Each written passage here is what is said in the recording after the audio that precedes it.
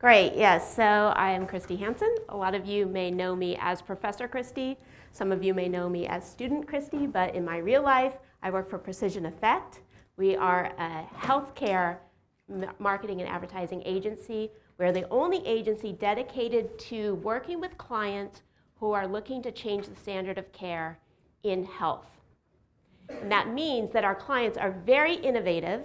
They are coming up with drugs that work on a particular subset of patients that have a particular gene mutation, or they're working on tests that possibly could determine if your particular cancer would respond to particular treatment.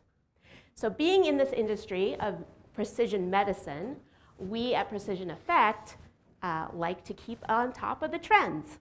And when it comes to media and engagement, it is important that I keep up to speed with the things that are happening in the marketplace, not necessarily from a health perspective, but just media consumption in general. And so that brings us to our topic today. I will start with the idea that we learn in the IMC program that stories and conversations are happening out there.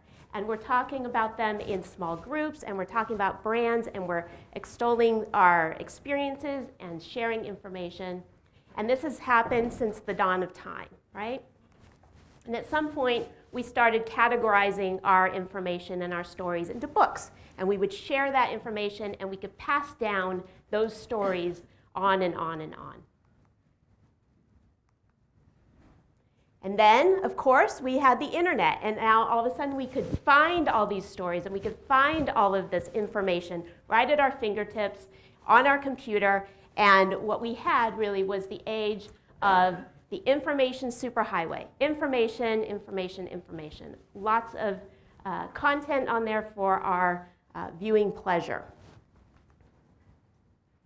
And then social media came, and those stories, we became part of the stories. We could publish our own stories, and we could be part of the brand story itself. And then in 2007, we had a new platform change. Our phones got smart. And all of a sudden, we were mobile, and we had apps. And those apps could help us find this information that we seeked. And so we could do this anywhere we wanted. And we could respond, and we could communicate wherever we were in real time, all the time. Right at our phone, we could share images, share stories, share our information, share our experiences. Sometimes to our detriment. Selfie time. Too busy taking selfies to watch the big baseball game. Do you have to make faces when you take selfies? Wait, one more now.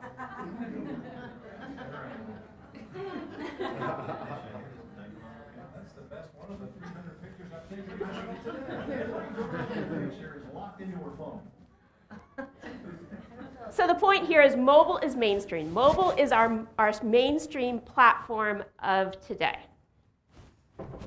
So as brand evangelists, as marketers, we decide what is that big idea? What is the thing that we are going to break through the clutter? You know, we're going to think of some big strategy, some great creative concept that we're going to put our integrated hats together and think of something and impact the market and break through that clutter that we're creating. And so we're creating a lot of content. We're creating content marketing. We're giving them apps. We're giving them exposure. We're giving them videos and infographics and all the types of things that we put out for people to be part of our story and expose them to our brand. But it's all flat. Everything is in 2D. So the next new thing is what I call the next edge in marketing. And what we do today is more of that content marketing. I want you to think of this next edge as content experiences. This is where we are starting to not rely on the confines of that flat screen and really start to engage with our customers and our people that we are interested in communicating with in a 360 holistic immersive experience. And so it comes to virtual reality. And virtual reality, by definition, is where we are transported into another environment. We're taken out of the environment we know and we are put into another environment. And that is done digitally. And I want to be really clear that virtual reality is not a big idea. Virtual reality is not a strategy.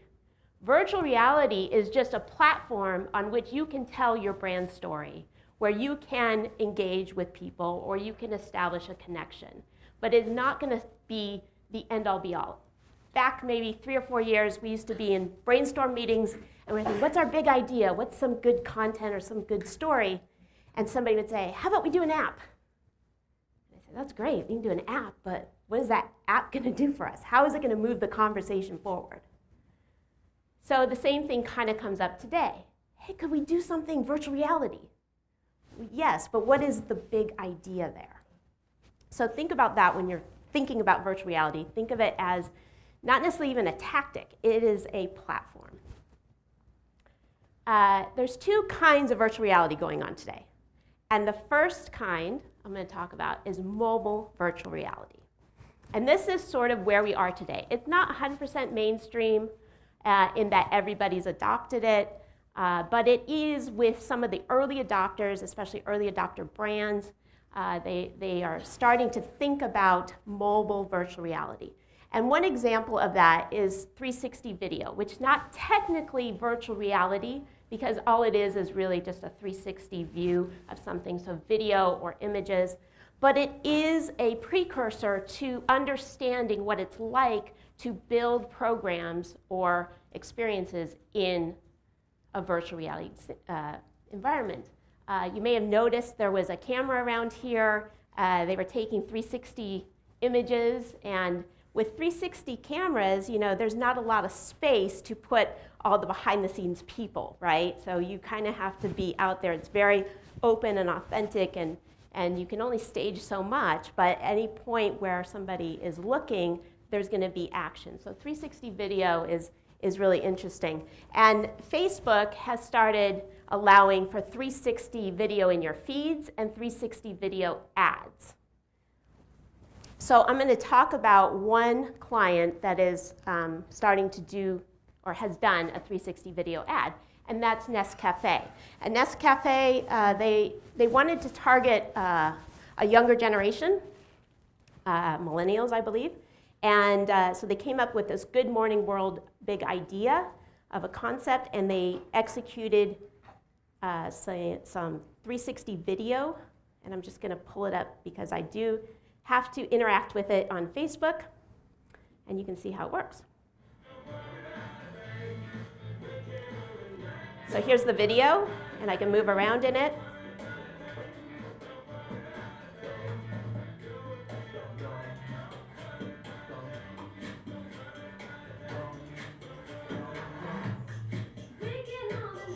And it's really wherever you want to scan, wherever you want to go, you can look. And they hide little Easter eggs in it, so if you scan up, oh, there's a guy up there, right? And if you go down, there's that cup of coffee everybody's enjoying, right? Let me see if I can get out of this now.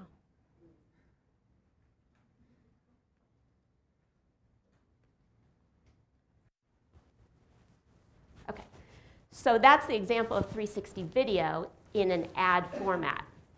Now, of course, creating that takes on a whole new level of sophistication, and so I'm going to show you a sort of behind the scenes of how they did that.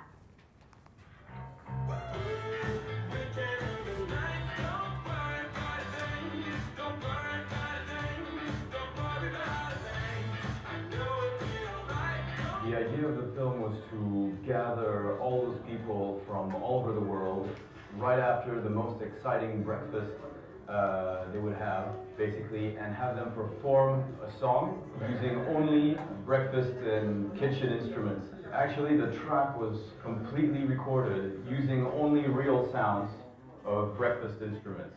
So that was really interesting.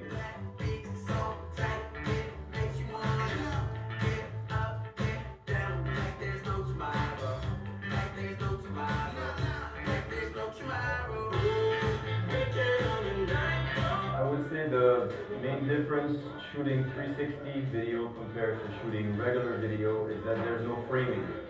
So you have to really think that the user himself is going to do the framing inside of the sphere. And that's the main difference with regular filmmaking. What we tried to do with this film is definitely have real people come in and do their thing. So it was like making a band to perform the music out of random people, not necessarily actors, but people that just have a special little thing about them.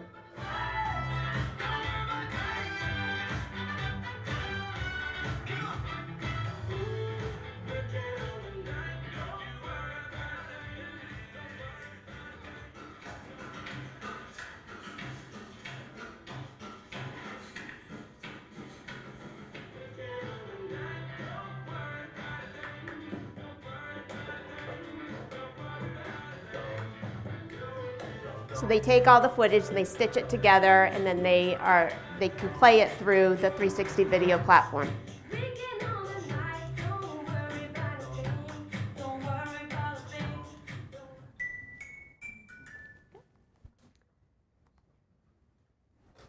So 360, there we go, okay. So 360 video becomes virtual reality more when it's in the 3D space.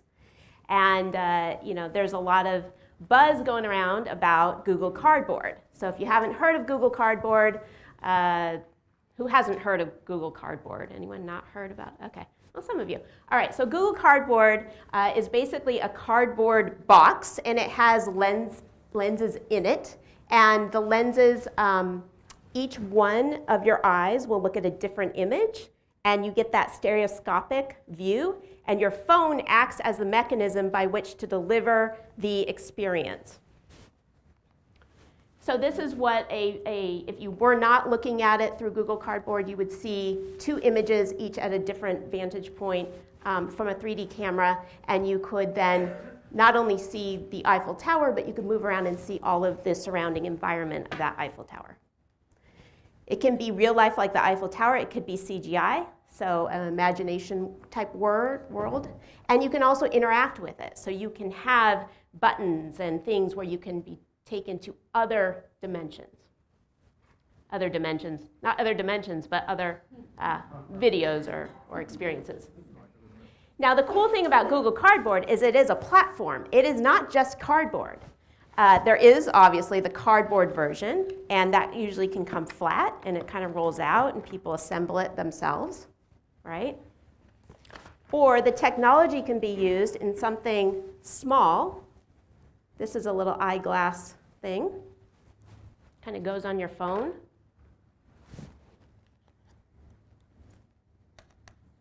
Like this. And you look at it like that, right?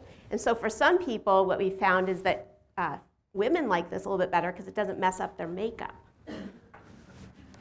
Then you can go a little bit more extensive, and you can get these, which actually adjust your ocular lenses, right? And then we can get also into plastic kinds of things. So this, actually, your phone would wrap in here. Sorry, your phone would wrap in here, wraps in. These come out, and it feels like a ViewMaster, if you know what a ViewMaster is. It feels like a ViewMaster, and you do it like that, okay? Then, there's so many of these. You can get the face hugger versions. That's what we call these face huggers, right? Where you are blocked out, because these have a lot of peripheral, stuff going on. So you can get these that actually wrap around your whole face, and you can experience it that way, right? This slides out, you put your phone in, and you slide it in. And then this one is a little different. It just pops down, and you put your phone in, and it pops back up. They're all Google Cardboard technology. And you notice the price point. The price point is about $25 for any of these. Now, the Google Cardboard, obviously, if you're going to order a whole bunch of them and they're the paper, you can get them at a cheaper price point. But if you go to Amazon and you just search for Google Cardboard devices, a whole bunch will come up. They're all in about $25 range. Brands like the cardboard, though, because one, you can put your branding on it, which is fun. And you can ship it. You can mail it out as a self-mailer. You can tell people to download your experience, and you can have people exposed to it. In fact, New York Times sent out Google Cardboard to all of its 1 million subscribers. So talk about trying to get this mainstream. New York Times is trying to do it, and why are they trying to do it? Because they want people to experience the news in 360-degree video, 360, 3D degree video. And so they have this different content that they've launched on the New York Times VR site, and they want people to go and experience that. So again, they're trying to stay relevant, they're trying to give new experiences, trying to get their stories out in these content experiences. Coca-Cola took a different angle, and they started thinking about, well, what can we do to make virtual reality in mobile VR and Google Cardboard a little bit accessible. And a lot of times people put out, or brands put out, things that are just going to get buzz, right? We learned about that earlier in the sessions, right? Sometimes you just want to write a book to create buzz, or you want to do some things. And so being relevant to the conversation that's going on is very important for Coca-Cola. And so they came up with this video.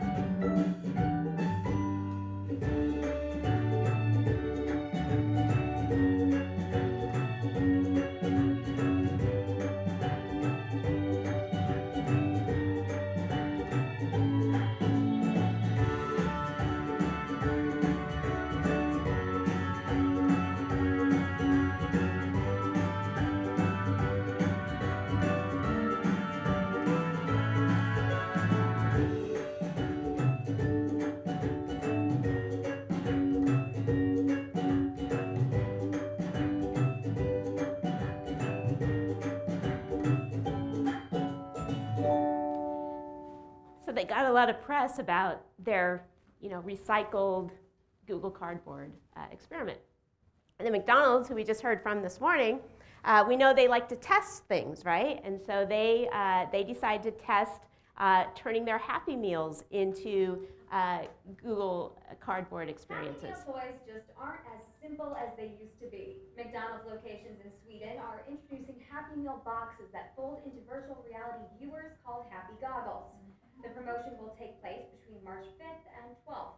All you need is a smartphone to go with it. The viewers are basically a Google Cardboard knockoff that probably smell like French fries. The promotion will take place during the Swedish recreational holiday Sportlov, akin to spring break when families traditionally go skiing together. So McDonald's is also launching a skiing virtual reality game that is meant to be fun and also teach kids to be alert and aware of obstacles on ski slopes. Although any virtual reality app would likely work with the device.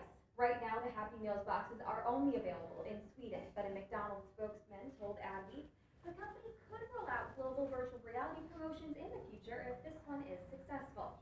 For Newsy, I'm Heather Beek. What kind of cool stuff that they're doing. Google Cardboard is not the only mobile VR available. There is also the Samsung Gear VR, which looks more like a facehugger version, but it does have the benefit of having a wider field of view. So that's really cool. It does only work with Android phones. So that's the drawback. Google Cardboard will work with any phone. This platform technology only works with the Android phones. But I just saw a commercial where they're actually giving these away with a new purchase of a phone. So again, moving into more of a mainstream environment. You'll notice the price point, though, that has always been $99.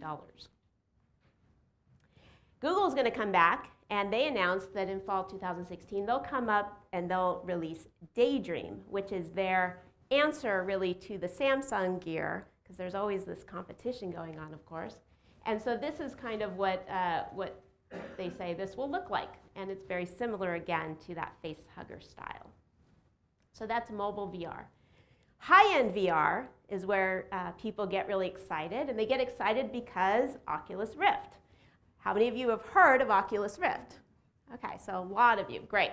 So Oculus is in the news all the time, and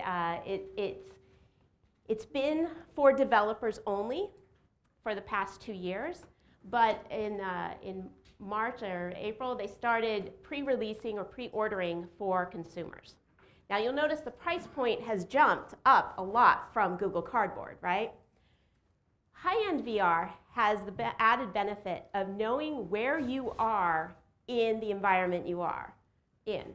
So if you think of mobile VR, basically you're standing still and things are happening around you, and that's the way it's filmed, and that's the way your phone can handle the processing of that information. So you can look around and you can click and you can go into another thing where you look around, but for the most part you're standing still.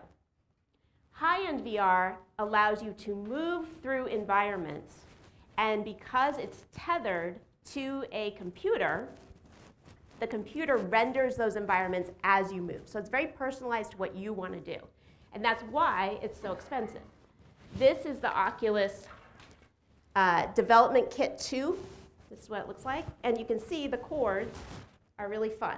It's really fun cords compared to something easy. Plus, you need not only to buy the Oculus, you need to pay for a very expensive computer to run it. A Windows PC computer. They do not support Mac anymore, which is so unfortunate for me. But you know, they have these little wrist, they call them like wrist something, where you can interact with stuff in space. So you're not using the little buttons that are on the top of these things. There's a little button that you use to navigate. So who really likes these right now? Does anybody know what type of person really likes this? Gamers. Gamers like this, right? Because now they can really be immersed in their game, and they can move through and they can play with their buddies and stuff. And so this is not mainstream, nor will it be mainstream for a few years. It is still brands are defining what it means to use Oculus, and they are trying to use it in more controlled settings. Obviously, we're not going to come up with a big Oculus Rift experience when nobody at home has an Oculus to be exposed to it on. So they're doing more controlled settings. Coca-Cola, I'm going to show you an example of the World Cup in Brazil, and it's a video of how they brought their customers into that World Cup experience. And I want you to pay really close attention to the product placement, because I thought it was kind of cool. And it was cool how they shot the video to make it look like, wow, these people are really interacting and enjoying this experience.